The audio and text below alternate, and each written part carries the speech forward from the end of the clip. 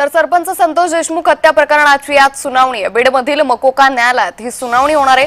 वाल्मिक कराडच्या दोषमुक्ती अर्जासह संपत्ती जप्तीबाबतच्या अर्जावर निर्णयाची शक्यता आहे। या संदर्भात अधिक माहिती घेऊयात आमचे प्रतिनिधी आमिर हुसेन यांच्याकडून। आमिर, आज संतोष देशमुख हत्या प्रकरणी सुनावणी पार पडणार आहे, काय अधिक अपडेट?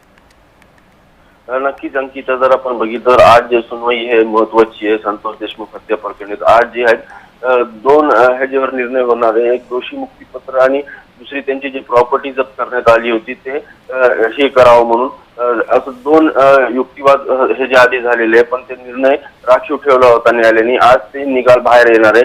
नक्कीच ह्याच्यामध्ये निकाल काय येईल हे बघणं गरजेचं आहे। विशेष म्हणजे आपण जर बघितलं तर वाल्मिक कराडच्या वकीलने हे सुद्धा प्रश्न ठेवला होता कोर्टासमोर की तीन केस एकच ठिकाणी कशा आणल्या, म्हणजे अॅट्रॉसिटीचे केस आहे, खंडणीचे केस आहे, हत्याचा केस आहे, हे तिन्ही आहे तर बीडचे विशेष मोका न्यायालयात आणले गेलेले आहेत। त्यांचं म्हणणं आहे की हे तिन्ही केस जे आहेत ते वेगळ्या वेगळ्या कोर्टात चालायला पाहिजे, असं सुद्धा त्या वकिलांनी मागणी केली होती। आपल्याला नक्कीच बघणं गरजेचं आहे आता या तिन्ही गोष्टीवर न्यायालय काय बोलणार आहे, आणि नक्कीच आपल्याला 11 11:30च्या नंतर हे कळून जाईल की नेमकं न्यायालयाची काय प्रक्रिया आहे। निश्चित आमिर, धन्यवाद आपण दिलेल्या या सविस्तर माहितीसाठी।